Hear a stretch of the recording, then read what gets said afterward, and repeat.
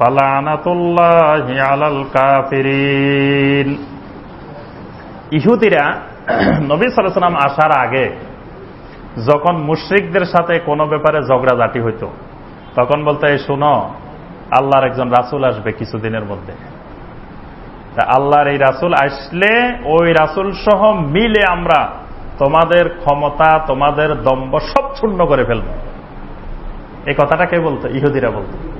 মানে ওদেরকে আগে হুমকি দমকি দিত, ভয় দেখাইতো একজন রাসূল আসবে। এদের আকীদা বিশ্বাস ছিল ইহুদিদের, ওই রাসূলটা ইহুদিদের মাঝখান থেকে আসবে। এখন যাদেরকে হুমকি দমকি দিত মক্কার মুশরিকদেরকে, দেখা গেল রাসূলটা এসে গেছে সেখান থেকে। বুঝতে পারছেন? যাদেরকে ভয় দেখাইতো যে এই একজন রাসূল আসবো, ওই রাসূল সহ মিলে এই মক্কা মদিনা পুরা এলাকা সব আমরা নিয়ে যাব। এখন দেখা গেল রাসূল তাদের দলের থেকে না এসে গেছে ওই ওদের থেকে। আল্লাহ পাক এই কথাটা এখানে তুলে ধরছেন, ওয়ালাম্মা জাহুম কিতাবুম মিন ইনদিল্লাহ, যখনই তাদের সামনে আল্লাহর পক্ষ থেকে একটা কিতাব এসে গেল, মুসাদ্দিকুল লিমা মাহুম, যেটা তাদের সাথে যে কিতাব আছে সেই কিতাবের সত্যায়নকারী। তাদের সাথে যে তাওরাত আছে, ইনজিল আছে, সেগুলোর সত্যায়নকারী হল কোরআন। এইরকম একটা কিতাব যখন তাদের কাছে এসে গেল, ওয়াকানু মিন ক্বাবলু ইস্তাফতিহুনা আলাল্লাযীনা কাফারু, অথচ এরাই ইতিপূর্বে কাফেরদের উপরে যে কিতাব নিয়ে অত্যন্ত বড়াই করত, নিজেরা একবারে খুব লাফাইতো এই কিতাব নিয়ে, রাসূল নিয়ে, এই রাসূল আসার আগে। ফালাম্মা জাহুম মা আরাফু, আল্লাহ পাক বলেন যখন ওই কিতাবটা এসে গেল, মা আরাফু, ওই কিতাবকে তারা ভালোভাবে চিনেও নিল। এটা যে আল্লাহর কিতাব, এটা যে আল্লাহ রাসূল, এটা 100% তারা নিশ্চিত চিনে ফেলল। কিন্তু চিনার পরে কি করলো? কাফারু বিহি, শুধুমাত্র তাদের দল থেকে না আসার কারণে কাফারু বিহি, ওই রাসূলকে তারা কুফরি করলো, কিতাবকে অমান্য করলো। ফালানাতুল্লাহি আলাল কাফিরিন, ওই কাফেরদের উপরে আল্লাহর লানত বর্ষিত হোক। আল্লাহ পাক লানত দিচ্ছেন। এজন্য কোন ব্যক্তির উপরে নাম ধরে লানত দেওয়া যাবে না, কিন্তু এইভাবে আমভাবে দেওয়া যাবে। লানাতুল্লাহি আলাল কাফিরিন, লানাতুল্লাহি আলাল ফাসিকিন, লানাতুল্লাহি আলাজ জালিমিন, এভাবে দিতে পারবেন যে সকল জালেমদের উপরে আল্লাহর লানত।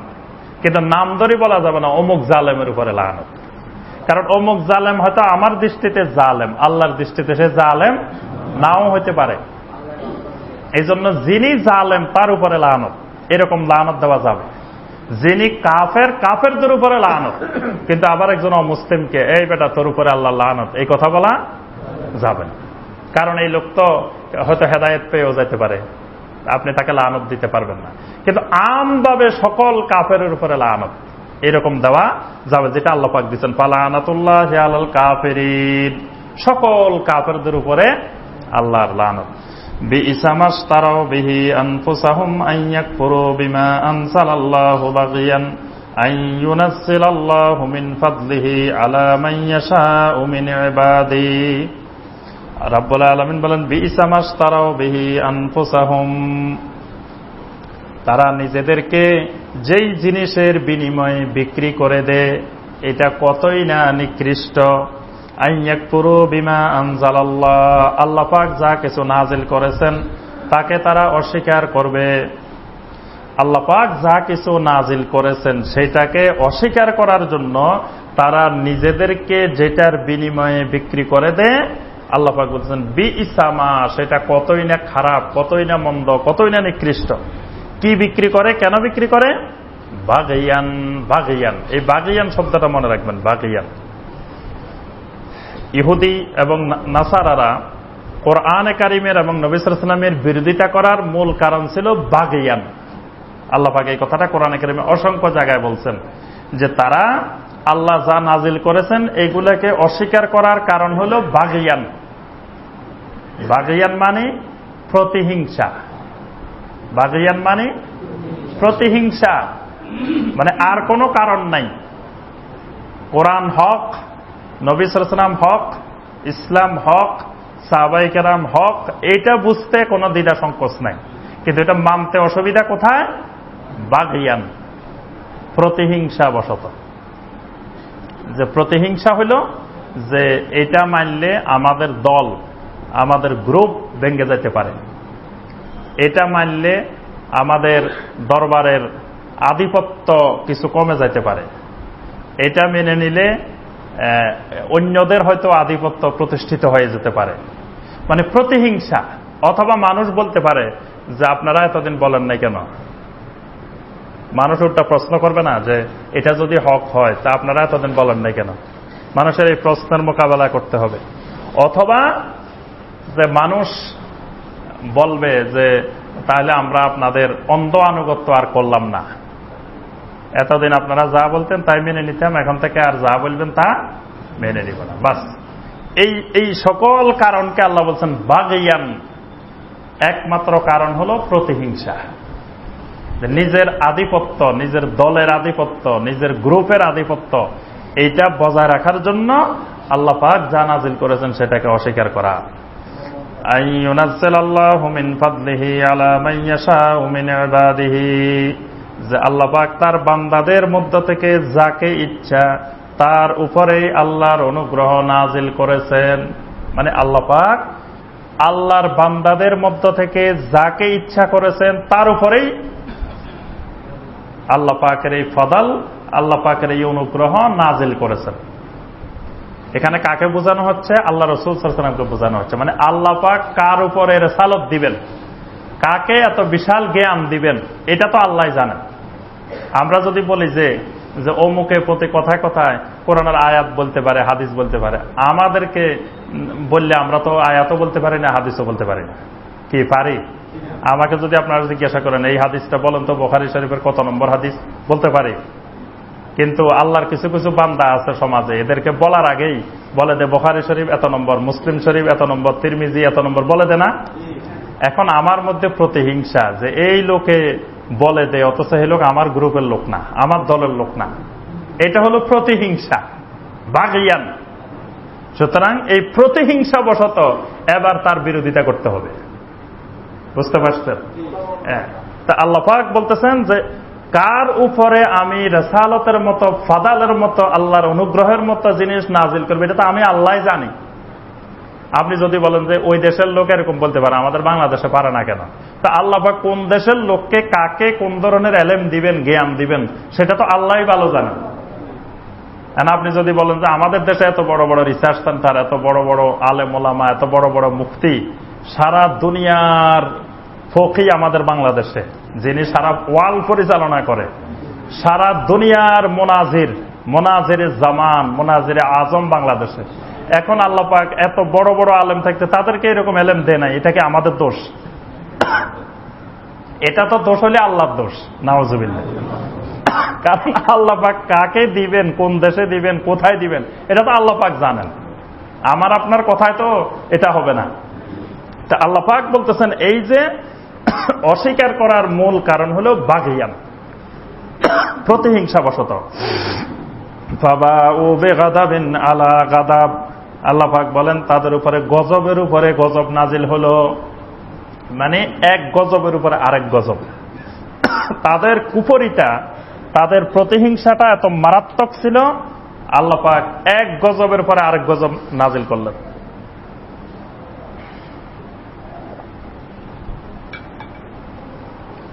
আল্লাহ পাক বলেন ওয়ালিল কাফিরিনা আযাবুম মুহিন, আর কাফেরদের জন্য রয়েছে লাঞ্ছনাকর, অপমানকর আযাব। ওয়া ইযা কিলা লাহুম আমিনু বিমা আনসালাল্লাহ ক্বালু নু'মিনু বিমা উনজিলা আলাইনা ওয়া ইয়াকফুরুনা বিমা ওয়ারা। যখন তাদেরকে বলা হয় আমিনু বিমা আনসালাল্লাহ, আল্লাহ পাক যা কিছু নাজিল করেছেন তার উপরে ঈমান আনো, ক্বালু নু'মিনু বিমা উনজিলা আলাইনা, তখন তারা বলে যে আমাদের উপরে যা নাজিল হয়েছে এগুলাই আমরা ঈমান আনব, আমাদের মাযহাবে যেগুলা আছে এগুলাই আমরা মানি চলব। এই হাদিস যত সহিহ হোক, যত শক্ত হোক, যত কিছুই হোক, এটা আমাদের মাযহাবে নাই, এই হাদিসে নাই। বাস আল্লাহর রাসূলও এখানে ক্যান্সেল। কেন ক্যান্সেল? যেহেতু এটা আমাদের মাযহাবে নাই। হ্যাঁ, মাযহাবে থাকলে আমরা মানতাম, অসুবিধা নেই। তাহলে নবী সাল্লাল্লাহু আলাইহি ওয়াসাল্লাম বলুক আর আব্দুল্লাহ বিন আব্বাস বলুক, যেই বলুক, সেটার কোনো গুরুত্ব নাই যদি সেটা আমাদের মাযহাবে, আমাদের দলে, আমাদের গ্রুপে না থাকে। তো ইহুদিরা বলতো যে আমাদের উপরে তো আল্লাহর কিতাব নাজিল হয়েছে, আমরা তো হক, তো সুতরাং আমাদের উপরে যেটা নাজিল হয়েছে আমরা শুধু এটাই মানি। ওয়ায়াকফুরুনা বিমা ওয়ারা, অন্যদের উপরে যা নাজিল হয়েছে এগুলো সব আমরা কুফরি করি, অস্বীকার করি, এগুলো আমরা মানি না। বরং ওইগুলাকে দমন করার জন্য যত রকমের যুক্তি, তর্ক, বাহাস, মোনাজারা দরকার সব করতে তৈরি আছে। ওয়ায়াকফুরুনা বিমা ওয়ারা, মানে যা কিছু অন্যদের উপরে নাজিল হয়েছে সেটাকে তারা অস্বীকার করত। ওয়া হুয়াল হাক্কু মুসাদ্দিকাল লিমা মাআহুম, অথচ সেগুলো তাদের সাথে যে কিতাব আছে সেই কিতাবেরই সত্যায়নকারী, সেগুলো হক। কুল ফালিমা তাকতুলুনা আম্বিয়া আল্লাহি মিন ক্বাবলু ইন কুনতুম মুমিনিন, আল্লাহ পাক বলেন, রাসূল আপনি তাদেরকে প্রশ্ন করেন, ইতিপূর্বে তোমরা আল্লাহর নবীদেরকে কেন হত্যা করেছিলে, ইন কুনতুম মুমিনিন, যদি তোমরা মুমিন হয়ে থাকো। তারা তো ঈমানের দাবিদার, তারা বলতেছে আমরা মুমিন, তো তোমরা যদি মুমিনে হও তো ইতিপূর্বে আল্লাহর এত নবীকে তোমরা কেন হত্যা করেছিলে। ওয়ালাকাদ জাআকুম মূসা বিল বায়্যিনাত, মূসা আলাইহিস সালাম তোমাদের কাছে বায়্যিনাত নিয়ে অসংখ্য সুস্পষ্ট দলিল প্রমাণ নিয়ে এসেছিলেন। সুম্মা তাখাযতুমুল ইজলা মিন বাদিহি ওয়া আনতুম যালিমুন, কিন্তু মূসা আলাইহিস সালাম যখন তুর পাহাড়ে গেলেন তখন তোমরা গোবৎসকে, গরুর বাচ্চাকে তোমরা মাবুদ হিসাবে কেন গ্রহণ করেছিলে।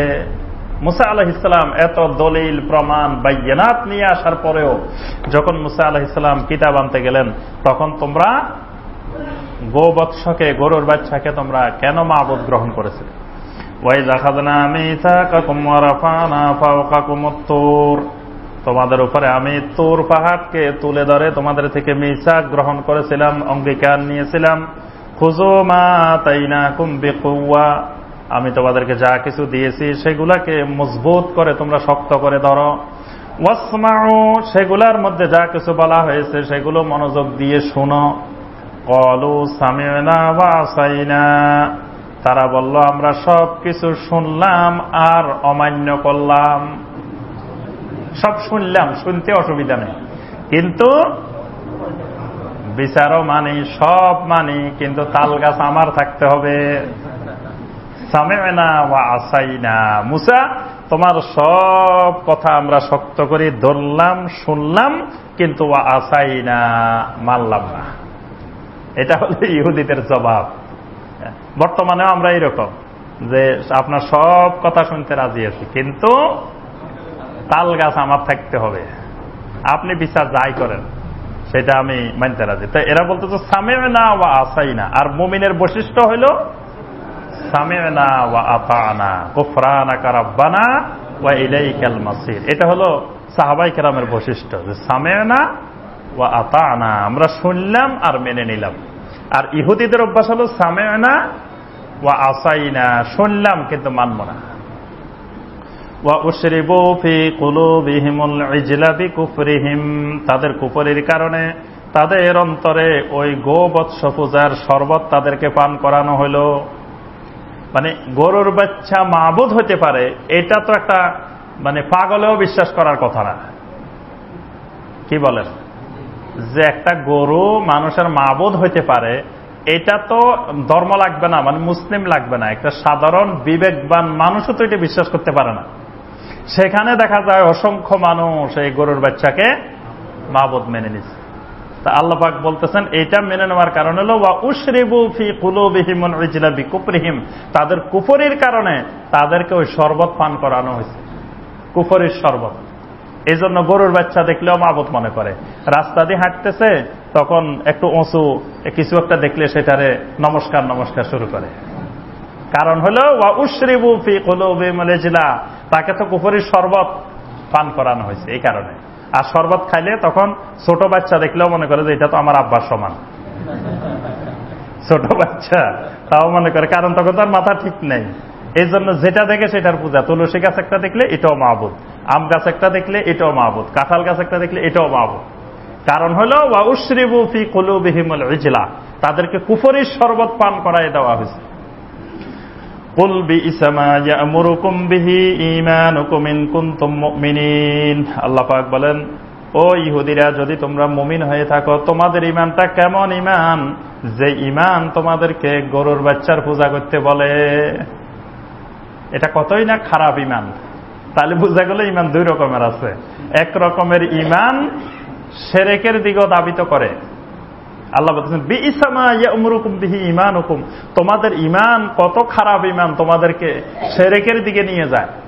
ইন কুনতুম মুমিনিন, যদি তোমরা মুমিন হয়ে থাকো, তোমরা তো মুমিনের দাবিদার, তো মুমিন যদি হও আবার শিরক করো কিভাবে? কুল ইন কানাত লাকুমুদ দারুল আখিরাতু ইনদাল্লাহি খালিসাতাম মিন দুনিন নাস ফাতামান্নাবুল মাউতা ইন কুনতুম সাদিকিন। এখন তারা বলে কি, যে শোনো মুহাম্মদ সাল্লাল্লাহু আলাইহি ওয়াসাল্লাম, আমাদের যিশু ঈসা ইবনে মারিয়াম, তারা তো ঈসা ইবনে মারিয়াম বলে না, তারা বলে যে ঈসা রুহুল্লাহ, ঈসা ইবনুল্লাহ। তা আমাদের ঈসা ইবনুল্লাহ, ঈসা রুহুল্লাহ, তিনি আমাদের সব গুনাহ খাতা সব কিছু নিয়ে তিনি চলে গেছেন। এখন আমরা যত গুনাহ কর্ম, অন্যায় কর্ম, যা কিছু কর্ম, এখন আর কোনো গুনাহ হবে না, কারণ সব পাপ তো যিশু নিয়ে গেছে।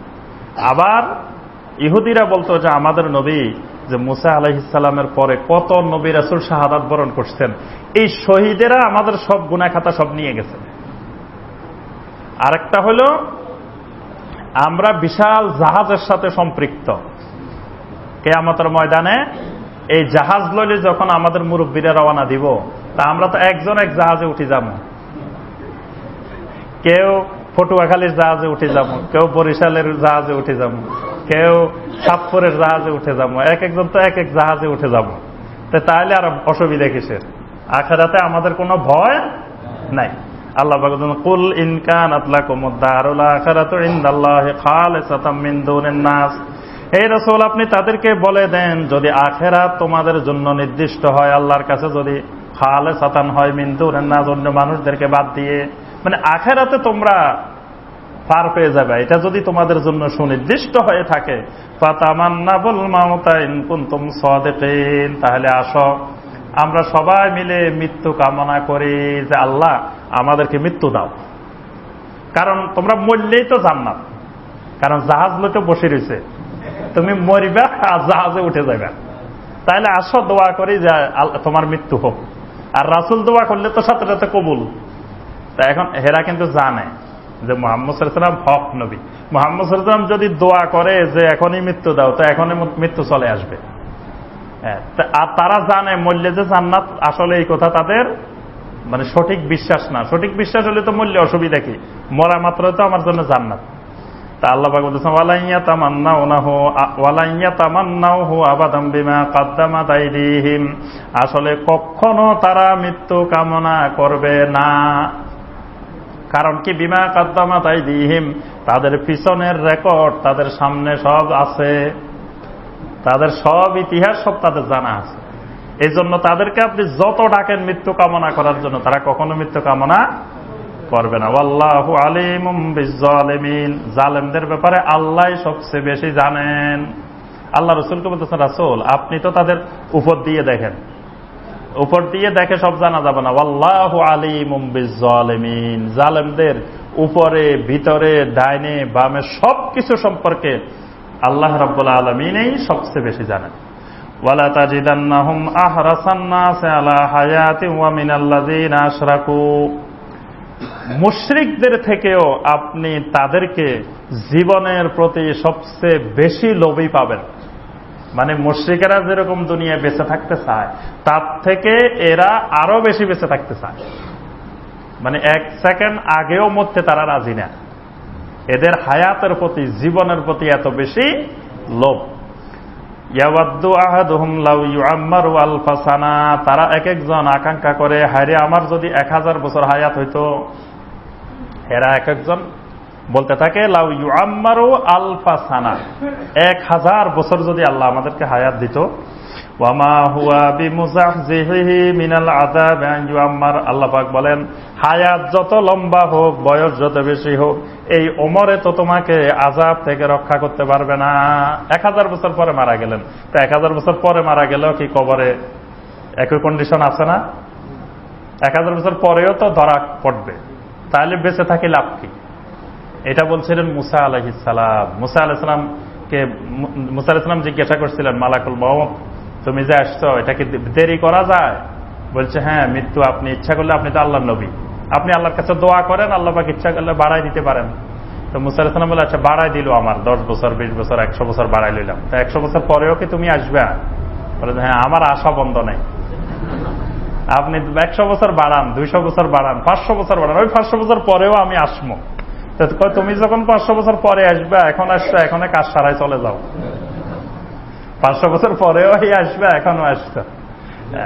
তা আল্লাহ পাক বলতেছেন, এই তোমার ওমর বাড়াইয়ে, বয়স বাড়িয়ে দিয়ে আযাব থেকে তোমাকে রক্ষা করতে পারবে না। আল্লাহু বাসীরুম বিমা ইয়ামালুন। তোমরা যা কিছু আমল করো এই ব্যাপারে সব কিছু আল্লাহ পাক দেখেন। আল্লাহ শুধু লেখে রাখেন না, আল্লাহু বাসীর। আল্লাহর মারিফত, আল্লাহর পরিচয় হলো তিনি বাসীর, তিনি স্বচক্ষে সবকিছু দেখেন। কুল মান কানা আদুওয়াল লিজিবরিল। এবার প্রতিদিন ওহী আসে নবী সাল্লাল্লাহু আলাইহি ওয়াসাল্লামের কাছে। এখন তারা চিন্তা করলো যে মুহাম্মদ সাল্লাল্লাহু আলাইহি ওয়াসাল্লামের কাছে এই যে প্রতিদিন নতুন নতুন কোরআন শোনায়, এই কোরআনটা কোথা থেকে আসে? কেউ কেউ বললো যে শোনো, মুহাম্মদ সাল্লাল্লাহু আলাইহি ওয়াসাল্লাম রাত্রে আমরা যখন ঘুমাই, তখন গোপনে কোনো কবির কাছে বা কোনো পণ্ডিতের কাছে যায়, সেই লোক কিছু বাক্য কবিতা বানাই দিয়ে সকালবেলা আমাদেরকে শোনায়। আচ্ছা, রাত্রে অনেক রাত পাহারা দেওয়া হলো যে কে মুহাম্মদ সাল্লাল্লাহু আলাইহি ওয়াসাল্লামের সাথে রাত্রে যোগাযোগ করে।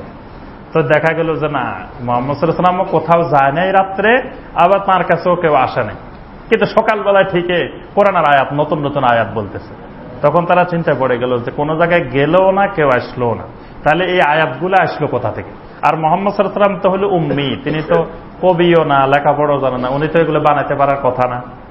তো শেষ পর্যন্ত তারা সিদ্ধান্ত পৌঁছল যে জিবরিল নামক একজন ফেরেশতা মুহাম্মদ সাল্লাল্লাহু আলাইহি ওয়াসাল্লামের কাছে আসে। কারণ এটা তারা বুঝলো কিভাবে, যে মুসা আলাইহিস সালামের কাছে, ঈসা আলাইহিস সালামের কাছে ওহী নিয়ে আসতো কে? জিবরিল আলাইহিস সালাম। এখন বললো যে এই জিবরিলকে যদি পাও, তাহলে জিবরিল মারা শুরু করো, জিবরিলকে পিটা দিলে ভালো করে, জিবরিল আর আসবে না ভয়ে, তাহলে ওহী আসাও বন্ধ হয়ে যাবে। বাস, এখন তারা কোরআন বাদ দিয়ে, কোরআনের সাথে শত্রুতা বাদ দিয়ে, মুহাম্মদ সাল্লাল্লাহু আলাইহি ওয়াসাল্লামের সাথে শত্রুতা বাদ দিয়ে, কার সাথে? জিবরিলের সাথে। আসল জায়গায় হাত দাও। সবাই বলতেছে মুহাম্মদ সাল্লাল্লাহু আলাইহি ওয়াসাল্লামকেও কিছু করে লাভ নাই, বা আল্লাহর কিতাব মিথ্যা, এই কথা বলিও লাভ নাই, জিবরিলকে ধরো। জিবরিলকে একদিন ধরে ভালো করে দোলাই দিয়ে বলো যে খবরদার আর এই মক্কার এরিয়া কোনোদিন আসবি না, আসলে তোর খবর আছে। বাস, জিবরিল আলাইহিস সালামকে ভয় লাগাই দিলে, জিবরিল যদি না আসে, ওহী আসা বন্ধ হয়ে যাবে। তা আল্লাহ পাক বলেছেন, কুল মান কানা আদুওয়াল লিজিবরিল ফাইন্নাহু নাযালাহু আলা কলবিকা বিইজনিল্লাহি মুসাদ্দিকাল লিমা বাইনা ইয়াদাই ওয়া হুদাও ওয়া বুশরা লিল মুমিনিন। আল্লাহ পাক বলেন, রাসূল তাদেরকে আপনি বলেন, মান কানা আদুওয়াল লিজিবরিল, যারা জিবরিলের সাথে শত্রুতা করবে, জিবরিলের সাথে যারা শত্রুতামি করবে। কারণ কি জিবরিলের সাথে শত্রুতামি করার কারণ কি? জিবরিলে তাদের কি ক্ষতি করছে? জিবরিল কি তাদের কোনোদিন আক্রমণ করছে? তাদের বাড়িঘর নিয়ে গেছে, গরু নিয়ে গেছে, ওট নিয়ে গেছে, কিছুই করে নাই। তাহলে জিবরিলের সাথে শত্রুতা কেন? আল্লাহ বলতেছে জিবরিলের সাথে শত্রুতার কারণ হলো ফাইন্নাহু নাযালাহু আলা কলবিকা, তিনি তো আপনার কালবের উপরে কিতাব নাজিল করেন, বিইজনিল্লাহ, আল্লাহর নির্দেশ ক্রমে। আল্লাহর নির্দেশ ক্রমে জিবরিল আপনার উপরে কোরআন নাজিল করে, এই জন্য তারা জিবরিলের সাথে শত্রুতা। মুসাদ্দিকাল লিমা বাইনা ইয়াদাইহি, জিবরিল আলাইহিস সালাম যে কিতাবটা আপনার উপরে নাজিল করে, এই কিতাবটা তাদের হাতে যে কিতাব আছে, সেই কিতাবের এই সত্যায়নকারী। তাদের হাতে যে তাওরাত আছে, ইনজিল আছে, জাবুর আছে, সেইগুলারই সত্যায়ন করে জিবরাইলের নাজিল করা এই কোরআন।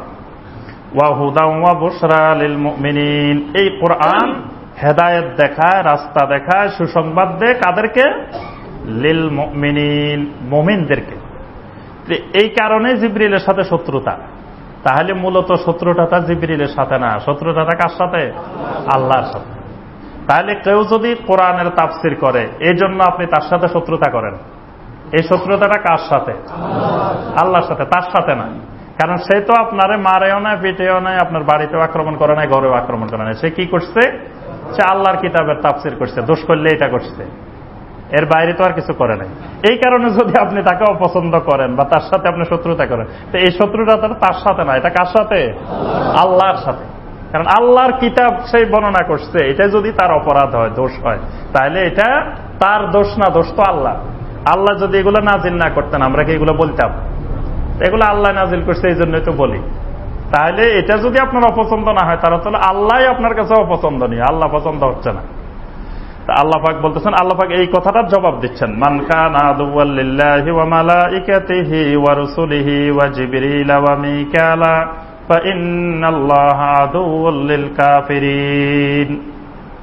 আল্লাহ পাক বলেন, মান কানা আদুওয়াল লিল্লাহ, যারা শত্রুতা করবে আল্লাহর প্রতি, ওয়া মালাইকাতিহি, আল্লাহর মালাইকাদেরকে, ওয়া রুসুলিহি, আল্লাহ রাসূলদের প্রতি, ওয়া জিবরিল ওয়া মিকাল, জিবরিলের প্রতি, মিকালের প্রতি।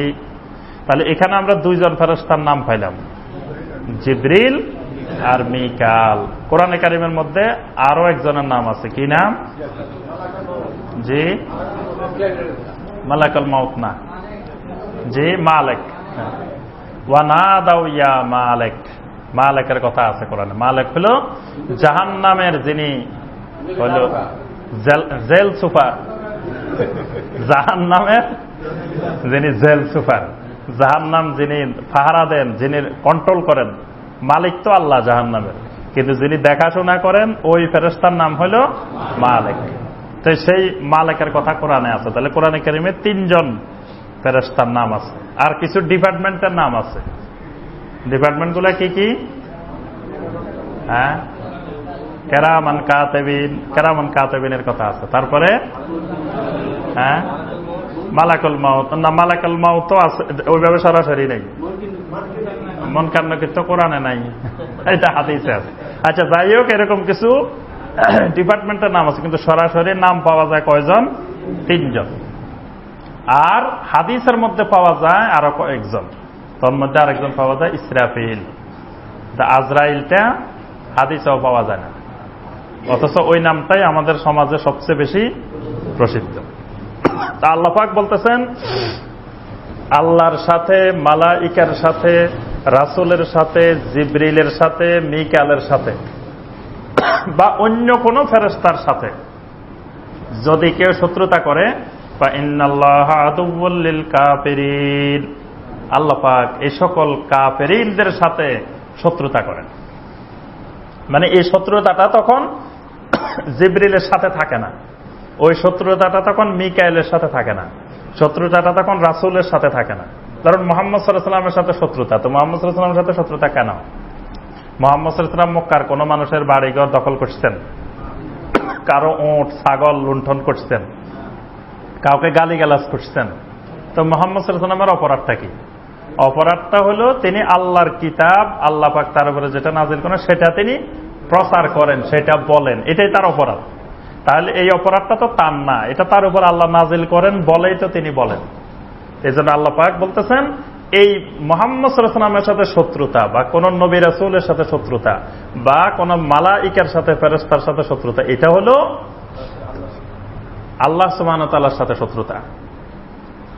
ওয়ালাকাদ আনসালনা ইলাইকা আয়াতিন বাইয়িনাত ওয়া মা ইয়াকফুরু বিহা ইল্লাল ফাসিকুন। আল্লাহ পাক বলেন, হে রাসূল, আমি আপনার উপরে অনেকগুলো আয়াতে বাইয়িনাত নাযিল করেছি। অনেকগুলো আয়াতে বাইয়িনাত, বাইয়িনাত মানে মুজিজা। নবী সাল্লাল্লাহু আলাইহি ওয়াসাল্লামের উপরে অসংখ্য মুজিজা আল্লাহ পাক নাযিল করেছেন। তার মধ্যে একটি বড় মুজিজা হলো কোরআন। কোরআনে কারীম হলো এক নম্বর মুজিজা। এরকম অনেকগুলো মুজিজা আল্লাহ পাক নাযিল করেছেন। ওয়া মা ইয়াকফুরু বিহা ইল্লাল ফাসিকুন, এই মুজিজাগুলোকে শুধুমাত্র ফাসিকরাই অস্বীকার করে। যারা নবী সাল্লাল্লাহু আলাইহি ওয়াসাল্লামের এই বাইয়িনাতকে, মুজিজাকে অস্বীকার করে, আল্লাহ পাক বলতেছেন ইল্লাল ফাসিকুন, এরা হইল ফাসিক। আওয়া কুল্লামা আহাদু আহাদান নাবাযাহু ফারিকুম মিনহুম বাল আকসারুহুম লা ইউমিনুন। আল্লাহ পাক বলেন, যখনই তাদের থেকে কোনো ওয়াদা, কোনো অঙ্গীকার নেওয়া হয়েছে, নাবাযাহু ফারিকুম মিনহুম, তাদের মধ্য থেকে অল্প কিছু সংখ্যক লোক সেই ওয়াদাকে বাস্তবায়ন করেছে। বাল আকসারুহুম লা ইউমিনুন, তাদের অধিকাংশ লোকেরাই ঈমান আনে নাই। অধিকাংশ লোকেরা যুগে যুগে এরকম ওয়াদা অঙ্গীকার করার পরেও ঈমান আনে না। তাহলে অধিকাংশ লোকের অভ্যাস হলো তারা ঈমান আনে না, অল্প কিছু সংখ্যক লোকেই সেটা বাস্তবায়ন করে। ওয়ালাম্মা জাআহুম রাসূলুম মিন ইনদিল্লাহি মুসাদ্দিকুল লিমা মাআহুম নাবাযা ফারীকুম মিনাল্লাযীনা উতুল কিতাবাল্লাহি ওয়ারাআ যুহুরিহিম কাআন্নাহুম লা ইয়ালামুন। আল্লাহ পাক বলেন, যখনই তাদের কাছে আল্লাহর পক্ষ থেকে কোন রাসূল আসেন, মুসাদ্দিকুল লিমা মাআহুম, যে রাসূল তাদের সাথে যে কিতাব আছে সেই কিতাবেরই সত্যায়ন করেন, নাবাযা ফারীকুম মিনাল্লাযীনা উতুল কিতাব, তখন আহলে কিতাবদের একটি দল, অল্প কিছু সংখ্যক মানুষই সেটা মেনে নেয়। কিতাবাল্লাহি ওয়ারাআ যুহুরিহিম কাআন্নাহুম লা ইয়ালামুন, আর অধিকাংশ লোকেরা আল্লাহর কিতাবকে তাদের পিছনে ফেলে দেন, কাআন্নাহুম লা ইয়ালামুন, যেন তারা কিছুই জানে না। অধিকাংশ আহলে কিতাবের অভ্যাস হলো তারা আল্লাহর কিতাবকে ওয়ারাআ যুহুরিহিম, তাদের পিছনে ঠেলে দেয়, যেন তারা কিছুই জানে না। অর্থাৎ তাদের অভ্যাস হলো যে তারা মনে করে যে আল্লাহর কিতাব অনেক কঠিন জিনিস, মানে সর্বশেষ যুক্তি হলো আল্লাহর কিতাব অনেক কঠিন জিনিস, এইগুলা তোমরা বুঝবা না, এগুলা শুনবা না, এগুলা তোমরা পড়াশোনারও দরকার নেই। এবং দেখবেন যে তাফসির লই হাঁটা, তাফসির পড়া, এটাকেও অনেকে খারাপ জিনিস মনে করে, বলে যে বগলের নিচে বুখারী শরীফ লই হাঁটে, বগলের নিচে কতগুলো যুবক নাকি বুখারী শরীফ লই হাঁটে, কিছু যুবক নাকি তাফসির ইবনে কাসির লই হাঁটে। তাফসির ইবনে কাসির বুখারী শরীফ কি এদের সম্পদ নাকি? বুখারী শরীফ লই হাঁটতে হইলে, তাফসির লই হাঁটতে হইলে আগে আমাদের কাছে মুরিদ হইতে হবে। আমাদের মুরিদ হই, বায়াত হই, তারপরে আবার আপনি বুখারী শরীফ পড়তে পারবেন। এর আগে আপনি বুখারী শরীফ পড়া শুরু করছেন, বাস আপনি বরবাদ, আপনি শেষ। তা আল্লাহ পাক বলছেন কিতাবাল্লাহি ওয়ারাআ যুহুরিহিম, আল্লাহর কিতাবকে তারা ধরতেই দেয় না, এটাকে পিছনে ফেলে দেয়, বলে যে খবরদার এটা খুব কঠিন জিনিস, এটা 14-15 বছর 20 বছর মাদ্রাসায় পড়ি আমরা কোরআন বুঝি না, আবার তুমি আজকে তাফসির পড়া শুরু করে দিছ, তাফসির ইবনে কাসির পড়া শুরু করছো। হ্যাঁ, তো এই অভ্যাসটা আহলে কিতাবদের অভ্যাস, ইহুদিদের অভ্যাস, প্রাচীন অভ্যাস। তারপরে আবার কেউ কেউ বলে যে দেখো এই যে এরা বুখারী শরীফ পড়ে পড়ে নিজে নিজে আমল করা শুরু করছে, বলে না? কয় বুখারী শরীফের কি বুঝে? বুখারী শরীফ আমরা মাদ্রাসায় পড়ি, পড়াই, আমাদের কাছ থেকে বুখারী শরীফ না বুঝিয়ে নিজে নিজে বুখারী শরীফ পড়া শুরু করছে। অর্থাৎ মানে মূর্খতা এত বেশি বিস্তার লাভ করেছে, আসলে যে বুখারী শরীফ লই হাঁটতেছে সে কি নিজে বুখারী শরীফ পড়ে পড়ে আমল করে? হ্যাঁ, এরকম বাংলাদেশে কোনো মানুষ আছে যে নিজে নিজে মুস্তাহিদ, নিজে নিজে বুখারী শরীফ পড়তেছে, মুসলিম শরীফ পড়তেছে আর আমল করতেছে? এরকম কোনো মানুষ আছে? আমি তো কোনো মানুষ দেখিও নাই, শুনিও নাই কোনোদিন। বাংলাদেশে দুই ধরনের তাকলিদ চলে, দুইটি ধারার, দুইটি উসলুবের তাকলিদ, মানে দুইটি পদ্ধতির তাকলিদ বাংলাদেশে চলে। এই জিনিসটা খেয়াল রাখবেন ভালো করে। একটা হলো এই তাকলিদের, এই উসলুবের গোড়া হলো দারুল উলুম দেওবন্দ। দারুল উলুম দেওবন্দ থেকে যদি বলা হয় যে এখন রাত 12টা 10 মিনিট, বাস এই 12টা 10 মিনিট একেবারে বাংলাদেশের আনাচে কানাচে, খাগড়াছড়ি, বান্দরবন, বিলাইছড়ি, পাগলছড়ি, মানিকছড়ি যা আছে বাংলাদেশে সব জায়গায় বলবে যে এখন 12টা 10 মিনিট। আর আমি যদি কই না দেখেন এই যে আমাদের গড়িতে এখন 7টা 35, বলবে যে না আপনার চোখে ডিস্টার্ব আছে, এখন 12টা 10 মিনিট। কারণ কি? আমাদের দারুল উলুম দেওবন্দ থেকে এত বড় বড় মুহাদ্দিস মুফতি সাহেবেরা বলছে এখন 12টা 10 মিনিট, আর আপনি বলতেছেন এখন 7টা 35 মিনিট। বাস, তাহলে এক ধারা হইল ওই গোড়া থেকে যেটা বলবে, বাস ওই কলের গান, মানে রেকর্ড হয়ে গেছে, সব জায়গায় একটা বাজতে থাকবে। আরেকটা তাকলিদও আছে পাশাপাশি, সেটা হলো Jamia Islamia bil Madina al Munawwara, Islamic university Medina Munawwara, সেটা একটা ধারা, আলাদা আরেকটা ধারা। সেখানে হইল যে 4 মাযহাবকে একসাথে রিসার্চ করে, একসাথে গবেষণা করে তারা একটা নির্দেশনা দেন যে এখানে এই হাদিসটা, এই আমলটা বেশি সহিহ। কেউ কেউ সেটা অনুসরণ করে, মানে দুই জায়গার অনুসরণ। এক জায়গার অনুসরণ হলো মদিনা ইউনিভার্সিটির অনুসরণ, আর একটা হলো দারুল উলুম দেওবন্দের অনুসরণ। এই দুইটা ধারা হলো আমাদের দেশে চলে, মানে বর্তমানে আমল চলতেছে। এবং শুধু আমাদের দেশে না, সারা ওয়ার্ল্ডে, সারা বিশ্বব্যাপী এই দুইটা ধারার আমল চলতেছে। একটা হলো দেওবন্দি ধারা, আর একটা হলো মাদানী ধারা, মদিনা ইউনিভার্সিটির ধারা। দুইটা ধারা। এটা বাংলাদেশে না, একেবারে অস্ট্রেলিয়া বলেন, ইউরোপ বলেন, আমেরিকা বলেন, কানাডা বলেন, সারা ওয়ার্ল্ড ব্যাপী বর্তমানে কোথাও কোথাও দেওবন্দি ধারা, আর কোন জায়গায় চলতেছে মাদানী ধারা, মানে মদিনা ইউনিভার্সিটির রিসার্চের ধারা। তো এখন আপনি যদি ওই বিলাইছড়ি, মানিকছড়ি সেখানে গিয়ে যিনি বলতেছে যে রাফলি আদান করা যাবে না বা আমিন জোরে বললে আপনার নামাজে শেষ, আপনি যদি তার সাথে তর্ক বিতর্ক বাহাস করা শুরু করেন, কোনো লাভ হবে? সে তো ওই গোড়া থেকে যেটা আসছে সেটা বলছে, সে তো নিজে বলতেছে না, এটা তো আরেক জায়গা থেকে আসছে। তা আপনার যদি কথা বলার দরকার হয়, বাহাস করার দরকার, ওই গোড়ায় যেতে হবে। আগায় শাখা প্রশাখায় আপনি কথা বলবেন, ঝগড়া বাড়বে, ফেতনা বাড়বে, মারামারি বাড়বে, ফাসাদ বাড়বে। সমাধান করতে হলে কোথায় যেতে হবে? একেবারে গোড়ায়। আপনি দারুল উলুম দেওবন্দে চলে যান, সেখানে যায় কথা বলেন। আবার ঠিক আপনি রাফলি আদান করেন কেন? রাফলি আদান করা যাবে না। আপনি এটা করেন কেন? জোরে আমিন বলছেন কেন? এটা বলা যাবে না। আপনি মসজিদের মধ্যে অশান্তি সৃষ্টি করতেছেন, এটা করলেন কেন? করা যাবে না। তাহলে এগুলা এই গ্রামে গঞ্জে এখানে বলে কোনো লাভ আছে? এইগুলা সমাধান করতে হলে আপনাকে চলে যাইতে হবে মদিনা। বুঝতে পারছেন? এই যে এখন যারা বুখারী শরীফ লইলে হাঁটে, বলে যে এরা বুখারী শরীফ পড়ে পড়ে আমল করতেছে, এরা বুখারী শরীফ পড়ে পড়ে আমল করে না। এদের আমলেরও আরেকটা গোড়া আছে। সেই গোড়াটা কোথায়? Medina Islamic university, Medina Munawwara. তা আপনার যদি মোনাজারা করার দরকার হয়, বাহাস করার দরকার হয়, তর্ক বিতর্ক করার দরকার হয়, তাহলে কোথায় যেতে হবে? গোড়ায় যেতে হবে। এখানে আপনি হুমকি ধমকি দিয়ে ঝগড়াঝাটি করে, ফাসাদ করে, ওই দলিল নিয়ে, এটা নিয়ে, সেটা নিয়ে, আপনি এগুলা নিয়ে করলে বরং ফেতনা, ফাসাদ, ঝগড়া, বিবাদ, সমাজে অশান্তি বৃদ্ধি পাবে। এই জন্য আপনাদেরকে গত তাফসিরেও বলছি যে আপনাদেরকে যত ফার্ম দেওয়া হোক, কিন্তু ফার্মে বলবেন যে ওবদ্দা ফার্মে আরে নদরে। কোন ঝগড়া জাতি দিন নিয়ে, আল্লাহর দিন নিয়ে কোন ঝগড়া জাতি, ফেতনা, ফাসাদে পা দেওয়া যাবে না।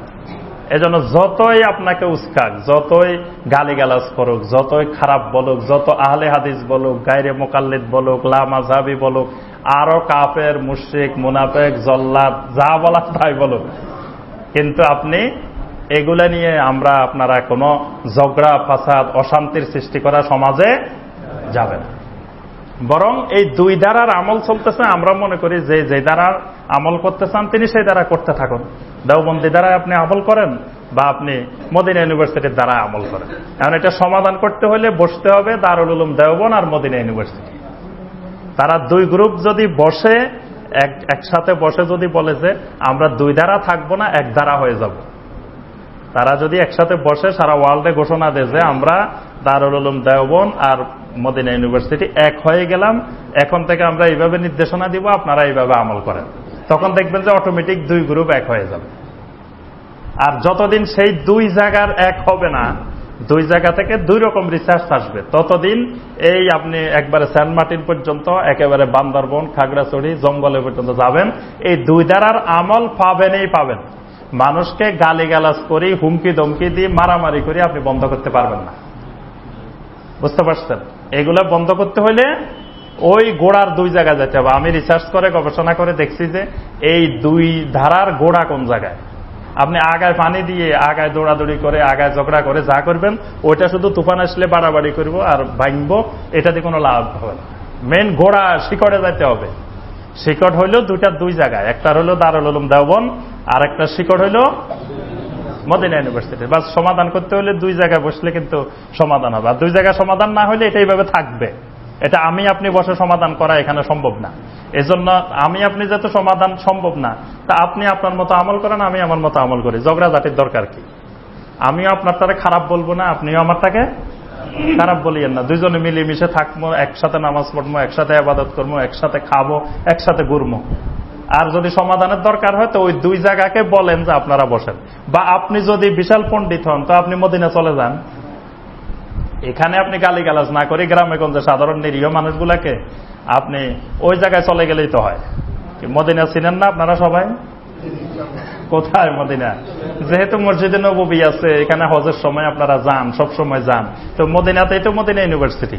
তা আপনি যদি বাংলাদেশের এত বড় বিশাল বিশাল আলেম হন, আপনি ধরেন ওই অন্ধ লোক কোনোদিন হাতি দেখে নাই, তা তার সামনে যাই যদি আপনি কুলা একটা ধরেন, এটা একটা ধরেন, এটা হে তো সবে হাতি মনে করেন। তা আমার আপনার সামনে গ্রামে গঞ্জে, এখানে আপনি যে দেশে মুরগি নাই সেই দেশে, যে দেশে মোরগ নাই সেই দেশে কি করে? আরে পুরুষ মোরগ নাই, তখন মহিলা মোরগে সেই দেশে মহিলা মুরগি সেখানে ডাক দেওয়া শুরু করে। জানেন না এই ঘটনা? যেই দেশে পুরুষ মোরগ থাকে না, মানে সব মহিলা মুরগি, তো সেই দেশে ওই পুরুষ মোরগের একটা আওয়াজ আছে না, তো এই আওয়াজটা কে দিবে? মহিলা মুরগিরা দেওয়া শুরু করে দেয়। তা আপনি এই আওয়াজ যখন দিচ্ছেন সেখানে তো পুরুষ মোরগে নাই, তো বুঝবে কিভাবে এটা কে দিচ্ছে? তা আপনি এখানে মূর্খ লোকগুলার সামনে গালিগালাজ করি, তারপরে কাফের বলি, মুশরিক বলি, ইহুদির দালাল, খ্রিস্টান দালাল, আমাদের সামনে আপনি নাচানাচি করলে আমরা কি বুঝবো? তা আপনি এখানে এত শক্তির বাহাদুরি না দেখায় আপনি যদি সত্যিকার পুরুষ মোরগ হন, তো মদিনা চলে যান। মদিনা যায়, সেখানে যে মোরগেরা আছে সেই মোরগদের সাথে আপনি বাহাজ করেন, মোনাজারা করেন। এখানে মূর্খ লোকদের সামনে আপনি কিসের বাহাজ, কিসের মোরাকাবা, কিসের মোনাজারা, কিসের বাহাদুরি ঝাড়েন যে আপনি বিশাল মোরগ হয়ে গেছেন? বিশাল হইলে মদিনা যায় করেন, ঝগড়া ঝাঁটি মারামারি যা করতে পারেন, সেখানে দলিল প্রমাণ আপনার কাছে যা বস্তায় বস্তায় আছে সব নিয়ে মদিনায় চলে যান। বিমানে করে আপনি সব কিতাব বান্ধি শক্ত করে মদিনা, অথবা মদিনা ইউনিভার্সিটির যে লাইব্রেরি আছে সেই লাইব্রেরিতে পৃথিবীর এমন কোন কিতাব নাই যেটা মদিনা ইউনিভার্সিটির লাইব্রেরিতে নাই। পৃথিবীতে সারা ওয়ার্ল্ডে, মানে বাংলাদেশের গুলা তো আছে আছে, সারা ওয়ার্ল্ডে যত কিতাব আছে, যত তাফসির আছে, হাদিস আছে, ফিকহ আছে, আরবি সাহিত্য আছে, সব মদিনা ইউনিভার্সিটিতে আছে। তাহলে আপনি এখান থেকে কষ্ট করে বিমানে করে কিতাব নেওয়া লাগবে না, ওখানে সব কিতাব আছে। ওই কিতাব লই তাদের সাথে বসেন না, সেখানে যায় আপনি মোনাজারা করে আসেন, আসে বলেন যে আমি মোনাজেরে ওয়ার্ল্ড, আমি সারা ওয়ার্ল্ডের মোনাজারা, আমি মদিনাতে মোনাজারা করে আসছি। বাস ওখান থেকে মোনাজারা করি, যদি সমাধান হয়ে যায় সমাধান হয়ে গেল, না হয়ে গেলে আপনি আপনার রাস্তায় হাঁটেন, আরেকজন আরেকজনের রাস্তায় হাঁটুক। একজনের রাস্তায় আরেকজনে বাড়াবাড়ি করে সাম্প্রদায়িক দাঙ্গা, সাম্প্রদায়িক সন্ত্রাস আপনি এগুলো তৈরি করার দরকারটা কি? জঙ্গিবাদী পন্থা যে এটা করতে দিব না, এটা জঙ্গিবাদী পন্থা না? আমরা যদি বলি যে হিন্দুদেরকে দুর্গাপূজা করতে দিব না, তাই এটা জঙ্গিবাদী না, সন্ত্রাস না? হিন্দু ধর্ম তার এটা বাতিল ধর্ম, আমার মতে বাতিল ধর্ম, তার মতে তো এটা সঠিক, তো সেটার ধর্ম সে সঠিকভাবে পালন করবে, এটাই তো তার অধিকার। আমার মতে হয়তো মনে হচ্ছে যে আমার কাছে আমিন জোরে বলা ঠিক না, কিন্তু আপনি মনে করতেছেন যে এটা ঠিক। তা আপনার ঠিকটাকে আমি জোর করি সন্ত্রাসী কায়দায় বাধা দেওয়া, এটা জঙ্গিবাদী কাজ না? এটা তো আরেক ধরনের উগ্রবাদী সন্ত্রাসী পন্থা। এই জন্য এই সব কিছু পরিহার করে আল্লাহ পাক আমাদেরকে শান্তিপূর্ণভাবে, পূর্বেকার আমাদের সালফে সালেহীন যেভাবে শান্তিপূর্ণভাবে আল্লাহর দ্বীনের দাওয়াতের কাজ করেছেন, সেইভাবে সৌহার্দ্যপূর্ণভাবে আমরা সকল মত, সকল পথ সবাই মিলে ভ্রাতৃত্বপূর্ণভাবে এই দেশে আমরা সন্ত্রাস, জঙ্গিবাদ এগুলাকে প্রতিরোধ করি, আমরা সবাই মিলেমিশে আল্লাহর দ্বীন পালন করি। এবং দ্বীনি মাসালা মাসাইলের ব্যাপারে মতভেদ যুগে যুগে ছিল, এখনো আছে, কিয়ামত পর্যন্তই থাকবে, কিন্তু সেইগুলাকে কেন্দ্র করে ফিতনা, ফাসাদ, সন্ত্রাস, ঝগড়া, বিবাদ এগুলা করা, এটা যুগে যুগে ছিল না, এখনো করা যাবে না, কিয়ামত পর্যন্ত করা যাবে না। আল্লাহ পাক আমাদের সবাইকে কোরআনে কারিমের এই আয়াতগুলোর আলোকে আমল করার তৌফিক দান করুন। আল্লাহ পাক আমাদের সবাইকে সিরাত মুস্তাকিমের উপরে দায়েম ও কায়েম থাকার তৌফিক দান করুন। আমিন ইয়া রাব্বাল আলামিন। সুবহানাকা আল্লাহুম্মা বিহামদিকা আশহাদু আল্লা ইলাহা ইল্লা আনতা আস্তাগফিরুকা ওয়া আতুবু ইলাইক। এক ভাই জানতে চেয়েছেন, রমজান মাসে ইতিকাফের সময় মসজিদের ভিতর খাওয়া ঠিক হবে কিনা? তো রমজান মাসে তো আপনি ইতিকাফে যখন থাকবেন তখন তো মসজিদের বাইরে যাওয়াই যাবে না, তো তখন তো আপনাকে মসজিদের ভিতরেই খেতেই হবে। কিন্তু আপনি এখন তো রমজান মাস না, আর এখন তো আপনি ইতিকাফেও নাই, তা আপনি বাইরে যেতে পারবেন না কেন? আপনি বাইরে যাই খান, তো অসুবিধা নাই। রমজান মাসের এতেকাবের বিষয়টা তো সম্পূর্ণ ভিন্ন। এতেকাবে যেমন 10 দিন এক আধারে পরিবার পরিজন থেকে বিচ্ছিন্ন হয়ে আপনি এখানে আছেন, অন্য সময় তো এরকম 10 দিন পরিবার পরিজন থেকে বিচ্ছিন্ন হওয়া যাবে না। তাহলে এতেকাফের মাসাইল আর স্বাভাবিক অবস্থার মাসাইল দুইটা ভিন্ন জিনিস। সুবহানাকাল্লাহুম্মা বিহামদিকা আশহাদু আল্লা ইলাহা ইল্লা আনতা আস্তাগফিরুকা।